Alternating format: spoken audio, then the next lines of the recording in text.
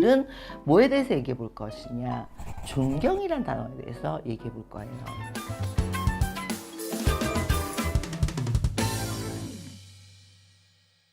안녕하세요. 쌤오브쌤의 멘토 유수연입니다. 학생들은 선생님한테 수업료를 냅니다. 학생들은 해설집을 보고 책을 보고 그냥 혼자 할 수 있는 공부를 플러스 알파를 위해서 아니면 플러스 알파의 만족감을 위해서 이제 수업료를 내게 되는데, 그건 누가 제공해야 되느냐? 선생님이 제공해야 되고, 이게 상당히 고부가가치라는 거죠. 학생들의 가장 필요한 니즈 중에 하나가 존경할 대상이 없다는 거예요. 조금만 머리 크고 나면요, 엄마 아빠 말 안 들어요.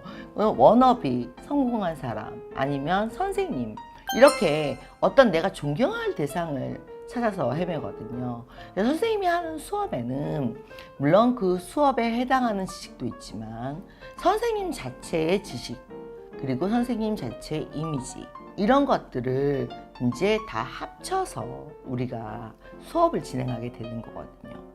어떻게 하면 학생들의 존경을 살 수 있을까요? 일단 선생님이 공부를 좀 많이 하셔야 됩니다. 해설집을 좀 더 상냥하게 읽어주고 그러는 수준의 선생님이 아니라 그 내용을 체화해서 다양한 공부법을 제시할 수 있어야 하거든요. 예를 들어서 마인드맵이라든지 기억의 궁전이라든지 이런 문제에서 답까지 도출해가는 과정을 위한 알고리즘 과정이 있거든요. 이런 것들에 대해서 전혀 몰라. 그냥 해설집만 읽고 왔어, 미리 한번.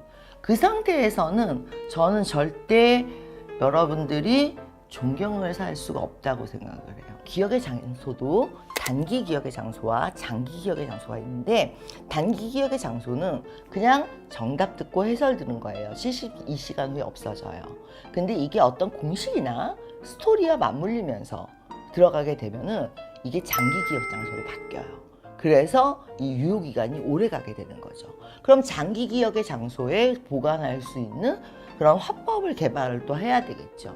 선생님이 굉장히 부지런하셔야 돼요. 예를 들어서 크리스마스 세일 있죠, 세일. 요즘은 안 팔죠. 근데 그거 어느 자리에 붙이는 거예요? 그냥 보면은 우표 옆에다 붙이시는 분들 많은데 아니에요. 봉투가 있으면 이렇게 세모 끝에 옛날에 인장 찍듯이 그 자리에 붙이시는 거예요. 왜요? 이게 실이잖아요. 실, 봉하다. 그래서 실이 봉하다라는 뜻이 있는 거예요. 밀봉하다. 크리스마스 실이 거기서 나온 거예요.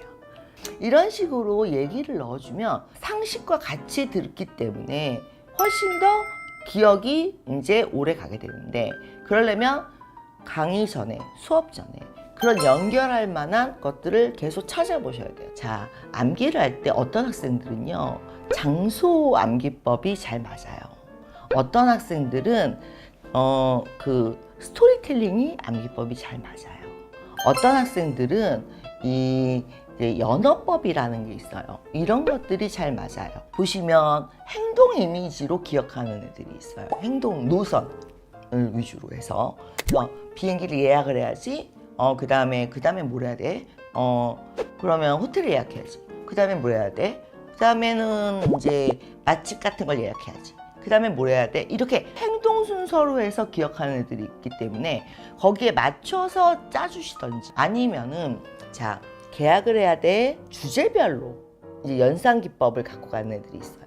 계약을 하려면 뭘 해야 되죠? 계약서 초안을 잡죠. 그 다음에 사인을 하고 유효기간이 발생하고, 그 다음에 뭐가 되죠? 계약 위반 사항이 발생하거나 아니면은 연장이 되거나, 이런 식으로 하나의 주제별로 가주는 이제 암기법이 있고요. 선생님들이 많이 고민을 안 하시면 어떤 일이 벌어지냐면 할 말이 없어요. 해설집에 있는 말 말고는 없다고요. 그런데 내가 알고 있는 조그마한 상식이라도, 내가 알고 있는 지식들을 연결하면 이게 강의가, 수업이 풍성해져요.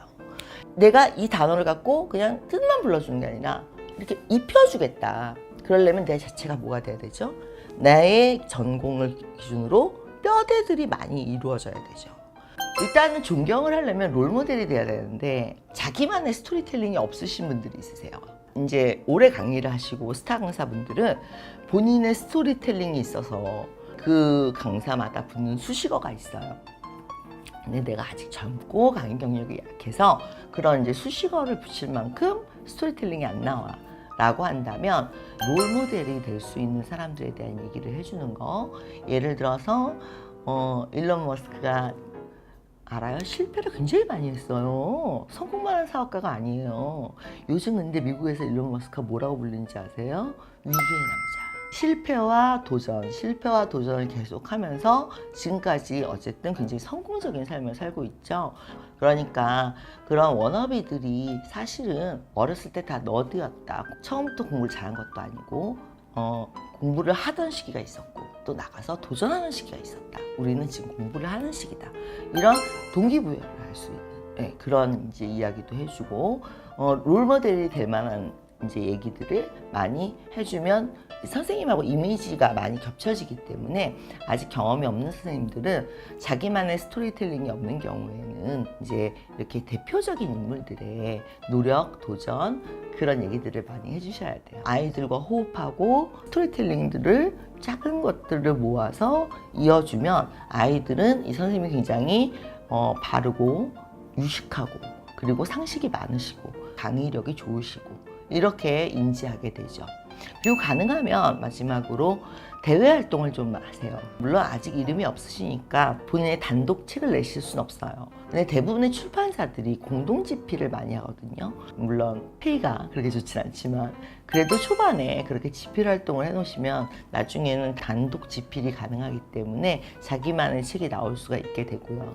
아니면 유튜브라든지 이런 것들을 하면서 학생들하고 공감할 수 있는 이야기들을 좀 많이 전달해 준다든지 이런 대외적으로 보여지는 모습도 있어야 돼요. 내 방 안에서만 보는 선생님, 내 교실 안에서만 보는 선생님이 아니라 좀 대외 활동을 작게라도 시작해서 멀리 보고 가는 것도 여러분들이 이제 한 발 한 발 성장해서 정말 존경받는 선생님이 되는 첫 걸음이 되는 거니까 늦게 가더라도 대외 활동을 시작해서 한 걸음 한 걸음 뛰시기 바랍니다.